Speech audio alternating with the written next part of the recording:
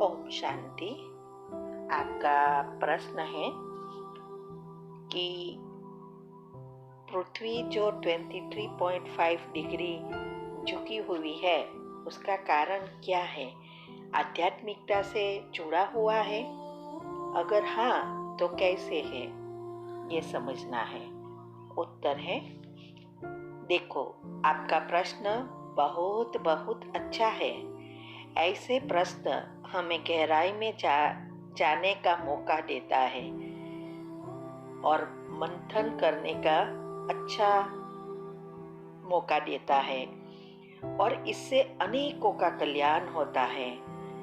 इस प्रश्न पर हमने बाबा द्वारा साइंस, शास्त्रों, आध्यात्मिक ज्ञान, ये सब को मंथन कर समझने का प्रयत्न किया है, वो मैं आपके सामने रखती हूँ।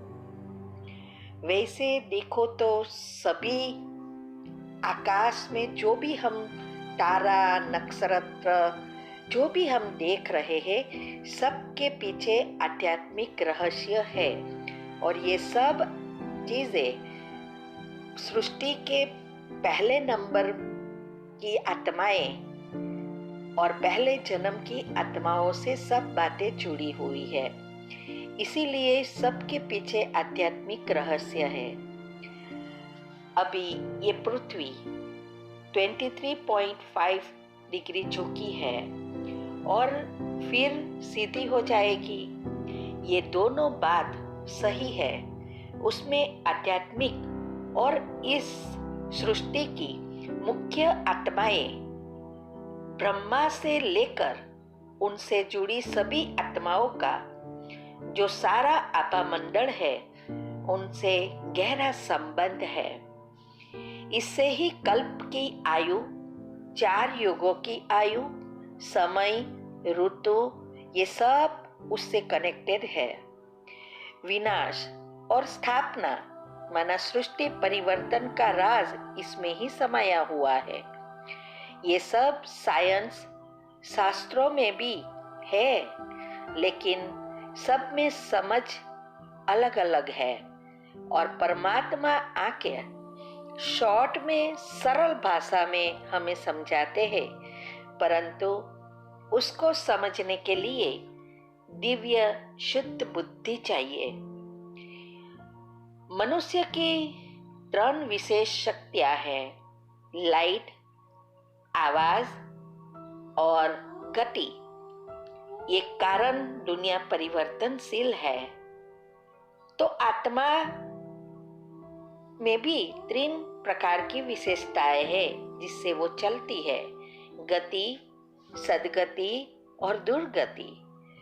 गति का अर्थ है जब अपना पाठ पूरा होता है तो परम धाम में जाना, तो सबकी गति होने वाली है। सद्गति अर्थात जो आत्माएं पुरुषार्थ कर फिर से गुण और शक्ति भरती है, उसकी सद्गति होती है। सद्गति का अर्थ है आत्मा और परमात्मा का कनेक्शन एकदम नजदीक। जितनी आत्मा में शक्ति ज्यादा है तब परमात्मा के नजदीक है, और जितना हम पाठ बजाते बजाते आत्मा में शक्ति कम होती है तो हम परमात्मा से दूर होते जाते हैं, तो उसकी दुर्गति हो जाती है। तो सद्गति सतयुग और त्रेता वाली आत्माओं के लिए होती है। फिर दुर्गति में वही आत्माएं दुर्गति में भी जाती है। तो ऐसे ये 3 गति है। और दूसरा, कर्म की कुय गति से भी आत्मा का कनेक्शन है। हर कर्म का प्रकृति के साथ मिलकर रिएक्शन होता है और फल मिलता ही है। तीसरा, इस कर्म की गति का संबंध कर्म भूमि से है, अर्थात पृथ्वी से है। तो पृथ्वी की भी 3 गति है। पृथ्वी अपनी धुरी पर घूमती है। 24 घंटे में चक्र पूर्ण करती है। दूसरा, वो सूर्य की परिक्रमा करती है 365 दिन में पूरा करती है तो साल होता है। और फिर कल्प की भी गति है।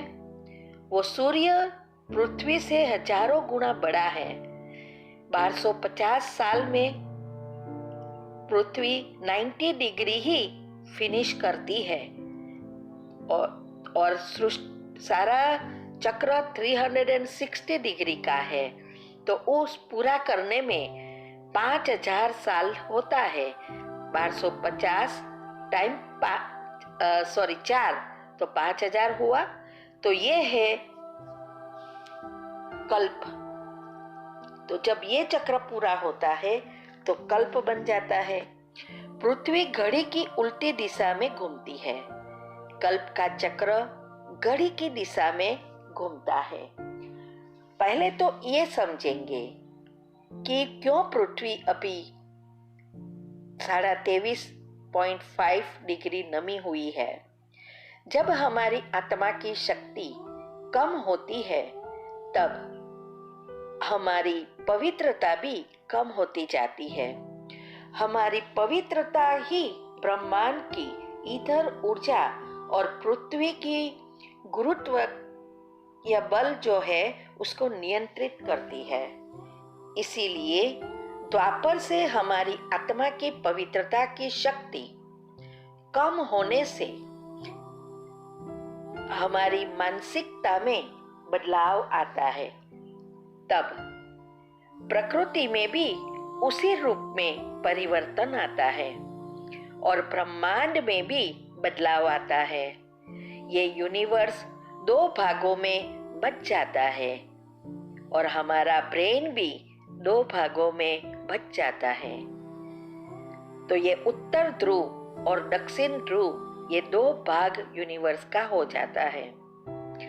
आकाश में उत्तर ध्रुव में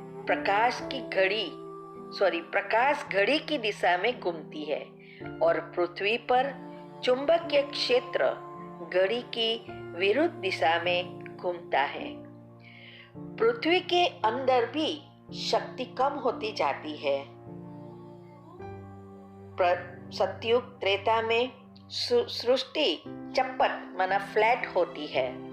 तब पृथ्वी के अंदर बहुत ज्यादा गर्मी और गैस बनता है। जब हमारी पवित्रता की कमी होती है तब बहुत बड़ा भूकंप आता है। अर्थात त्रेता पूरा हुआ उसके बाद द्वापर में तो वो गर्मी लावा रस को निकालने का रास्ता मिल जाता है और इतने प्रेशर से जमीन फाड़कर वो बाहर आता है। ये इंटरनल फोर्स द्वारा पूरे पृथ्वी में बिखर जाता है। सागर 5 महाद्वीप में बंटकर ये पृथ्वी 5 खंडों में बंट जाती है और सब उथल पाथल होकर बड़े बड़े पर्वत खाई का निर्माण हो जाता है। तब पृथ्वी इनबैलेंस हो जाती है और 23.5 डिग्री झुक जाती है। इससे पृथ्वी का central point of gravity disturb हो जाता है तो सूर्य और पृथ्वी की दूरी में असमानता आने से ऑर्बिट फ्लैट हो जाता है। इससे मौसम का चक्र शुरू हो जाता है। 24 घंटे का दिन रात का चक्र शुरू होता है। ये मौसम द्वापर से ही शुरू होता है। स्वर्ग में कोई ऋतु नहीं होती, सदा वसंत ऋतु ही रहती है। तो ये कारण है पृथ्वी का झुकना। अभी हम ये समझेंगे कि क्या फिर से ये पृथ्वी सीधी होती है और कैसे होती है।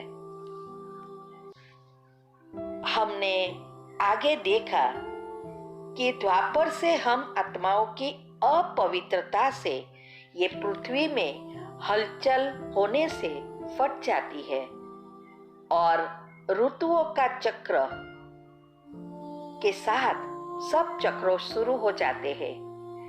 दिन प्रतिदिन हमारे अंदर नेगेटिविटी बढ़ने से अपवित्रता बढ़ती जाती है। खून खराबा, बुरे काम बढ़ता जाता है। साथ साथ जितनी साइंस इन्वेंशन निकालती है, माना प्रगति करती है, उतनी प्रदूषण बढ़ता है, मानसिक तनाव बढ़ता है, ऋतुओं में भी इनबैलेंस हो जाता है, धरती में भी बहुत उथल पाथल होती है। इसीलिए कहते हैं कि पाप इतने बढ़ गए हैं कि धरती माता भी अब भार सहन नहीं कर सकती। इसीलिए सब कहते हैं कि विनाश तो होना ही है। चाहे साइंस हो, चाहे ज्योतिष हो, चाहे शास्त्र हो, सब कहते हैं और सब धर्म वाले कहते हैं, परंतु सृष्टि का ज्ञान न होने के कारण विनाश का समय तय नहीं कर सकते। ये सब हमारी नेगेटिव एनर्जी बढ़ जाने से होता है। साइंस उसे डार्क एनर्जी कहते हैं। डिटेल में ये सब बातें हम डायमेंशंस और कुंडलिनी के जो टॉपिक्स बना रही हूँ उसमें समझेंगे। साथ साथ हमारा नेचुरल बैटरी चार्जर बिगाड़ देता है, अर्थात देलता निंद्रा हमारी डिस्टर्ब हो जाती है और दिन प्रतिदिन निंद्रा का प्रॉब्लम होता जाता है। आत्माओं में शक्ति कम होती जाती है। शरीर भान में इतने आ जाने से हमारे अवगुण के संकल्प प्रकृति को अपवित्र बना देती है। विश्व की घनत्व बढ़ने के कारण विश्व का प्रसारण होने लगता है। अधिक घनता के कारण प्राणी मात्र में ईश्वर की एनर्जी कम हो जाती है। इतना इन्वेंशन निकलता है कि आत्मा को ही हम भूल जाते हैं। आत्माओं को फिर से पवित्र बनाने है। आत्माओं की पवित्रता ही सारे प्रकृति को नियंत्रण करती है। यही डीएनए को 100% शुद्ध बनाती है और डीएनए ही ईथर शक्ति और कुंडलिनी द्वारा हमारे में प्रवाह होती है और हमारा जीवन चलता है। इसीलिए परमात्मा को इस सृष्टि पर अवतरित होना पड़ता है। विनाश के पहले इस सृष्टि की मुख्य आत्मा श्री कृष्ण का जो अंतिम शरीर है, अंतिम जन्म है, उसमें प्रवेश करते हैं। उनके साथ पहले जन्म में आने वाली आत्माएं जो इस सृष्टि के एनर्जी प्रवाह है, जंक्शन है, उस द्वारा सभी आत्माओं को चार्ज करके नए कल्पवृक्ष की कलम लगाते हैं।